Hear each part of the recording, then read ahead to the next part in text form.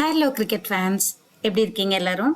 இந்த முறை IPL mega ஆக்ஷன்ல சிஎஸ்கேவோட management பயங்கர சூப்பரா செயல்பட்டிருக்காங்க அப்படின்னு தான் சொல்லணும். ஏன்னா அவங்க வாங்கின பிளேயர்ஸ் எல்லாருமே ரொம்ப சூப்பரான பிளேயர்ஸ். ஏலத்துல ரொம்ப ரொம்ப ஸ்மார்ட்டா பிளே பண்ணியிருக்காங்க அப்படின்னு தான் சொல்லணும். முக்கியமா ஃபாஸ்ட் ஸ்பின் பவுலர்ஸை ரொம்ப கரெக்டா சூஸ் பண்ணியிருக்காங்க. ஸோ ஆக்சுவலா இப்போ வரப்போற 2025 ஸ்குவாட் வந்து பவுலிங்ல செம்ம சூப்பரா இருக்க போகுது. பேட்டிங் தான் கொஞ்சம் அப்படி இப்படி இருக்கும். அது என்னன்னு பார்க்கலாம். இந்த முறை அஸ்வினை விடாம போட்டி போட்டு வாங்கியிருக்காங்க. கிட்டத்தட்ட 10 வருஷத்துக்கு அப்புறமா அஸ்வின் மறுபடியும் சிஎஸ்கேக்கு திரும்ப வந்திருக்கார். ஆக்சுவலா அவருக்கு இது பெரிய இமோஷனல் மூமெண்டா இருந்திருக்கணும். அதை பத்தின சூப்பரான ஒரு வீடியோவையும் அவர் ரிலீஸ் பண்ணியிருந்தாரு. அவர் எவ்வளவு ஹாப்பியா இருக்காரு அப்படின்றது. ஃபர்ஸ்ட் மஞ்சள் துணி போட்டு அந்த டீமுக்கு விளையாடுனதுக்கு என்னைக்குமே கடமைப்பட்டிருக்கேன். அங்க அந்த டீம்ல விளையாடுனது கத்துக்கிட்டது தான் என்னோட இன்டர்நேஷனல் கரியர்ல இவ்வளவு தூரம் கூட்டு வந்து விட்டுருக்கு. ரொம்ப ஒரு ஸ்பெஷலான ஃபீலிங். அன்பிடன் ஃபேன்ஸ் அப்படின்னு நிறைய சோசியல் மீடியாவில் கடந்த ஒரு 9-10 வருஷமா பார்த்திருக்கேன். அதுக்கு முன்னாடி இன்ஃபேக்ட் நான் ராஜஸ்தான் ராயல்ஸ்க்கு விளையாடும் போதெல்லாம் சிஎஸ்கே ஃபேன்ஸுக்கு எதிர்த்து விளையாடும் போது ரொம்ப கஷ்டமா இருக்கும். எப்படின்னா சுத்தமா ஒரு நிமிஷம் கூட கத்த மாட்டாங்க நம்ம போலிங் போட்டாலோ பேட்டிங் ஆனாலோ. இப்ப திரும்பி அந்த ஃபேன்ஸ் முன்னாடி அந்த ஒரு எவர் க்ரோயிங் ஃபேண்டம் முன்னாடி விளையாடுறதுக்கு I am so looking forward to it. So glad to be back to play alongside MS Dhoni and of course to play under Ruturaj Gaikwad. Thank you once again. எப்ப பார்த்தாலும் சிஎஸ்கேக்கு நான் திரும்ப போக முடியலையேன்னு சொல்லி புலம்பிக்கிட்டே இருந்தாரு.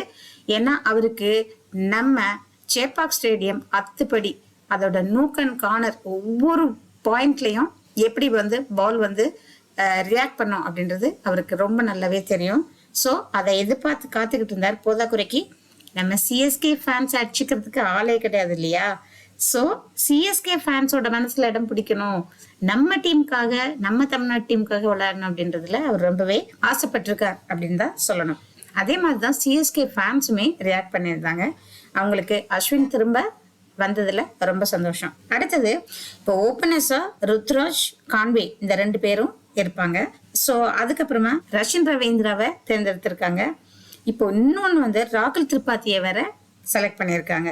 So அடுத்தது விஜய் சங்கர், அப்புறம் தீபக் ஹூடா, அப்புறம் ஷாம்கரனா ரொம்ப நாளைக்கு அப்புறமா மறுபடியும் சிஎஸ்கேக்கு வந்திருக்காரு. ஸோ போதாக்குறைக்கு டோனி, ஜடேஜா, அஸ்வின் இவங்க எல்லாருமே இருக்காங்க. ஸோ ராகுல் திரிபாத்தி, விஜய் சங்கர் இவங்கெல்லாம் வந்து ரொம்ப பாப்புலரான பிளேயர்ஸ் கிடையாது இல்லை, நமக்கே ரொம்ப. இப்போ ராகுல் திரிபாத்தி கூட ஓரளவுக்கு தெரியும், விஜய் சங்கர்லாம் நமக்கு ரொம்பவும் தெரியாது. அவங்க வந்து ரொம்ப அதிரடியாக விளையாட மாட்டாங்க அப்படின்னு சொல்லி நிறைய பேர் சொல்கிறாங்க.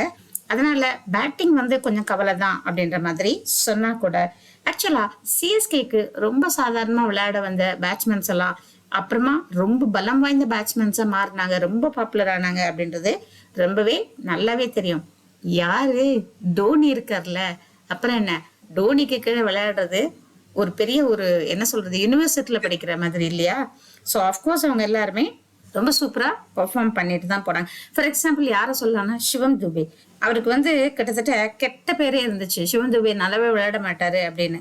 கடைசியில பார்த்தா செமையா விளையாடி சிக்ஸரா பிளாஸ் இட்டு போனாரு. அதே மாதிரி ரஹானே, உத்தப்பா இவங்கெல்லாம் கூட கிட்டத்தட்ட ரிட்டையர்மெண்ட் ஸ்டேஜில் தான் இருந்தாங்க. ஆனால் சிஎஸ்கேக்கு வந்ததுக்கு அப்புறமா அவங்களுக்கு அப்படியே எல்லாமே டேர்னிங் பாயிண்டா மாறி போச்சு. பயங்கர பாப்புலர் ஆனாங்க, அவங்களுக்கு நிறைய ரசிகர்களும் உருவானாங்க.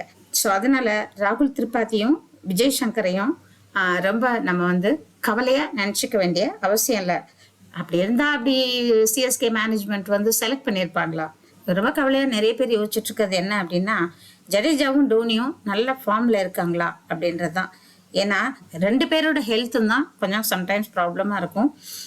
அவங்களோட ஹெல்த் நல்லா இருந்தாலே போதும், செம்மையா விளாசி தள்ளிடுவாங்க. ஸோ ஆக்சுவலா நம்ம டீம் பத்தின ஒரு மொத்த டீட்டெயிலையும் இன்னொரு வீடியோல போடுறேன். இப்போதைக்கு ஐபிஎல் ஆக்ஷனுக்கு அப்புறமா நம்ம டீம் போலிங்ல ரொம்ப ஸ்ட்ராங்காவே இருக்கு, பேட்டிங்ல நிச்சயமா பலமா மாறும், பிளே ஆஃப்க்கு கட்டாயமா போயிடும். ஆனா கப்பு ஜெயிக்கணும் பிகிலு. ஏன்னா டோனிக்காகவாது சிஎஸ்கே உயிரை கொடுத்து விளையாடும். 2025 கப் வந்து சிஎஸ்கேக்கு தான். நன்றி. தயவு செய்து சப்ஸ்கிரைப் பண்ணுங்க மக்களே. கூடவே உங்க லைக்கையும் போடுங்க, ஷேர் பண்ணுங்க. அடுத்த வீடியோல வேறொரு டாபிக்ல சந்திக்கலாம்.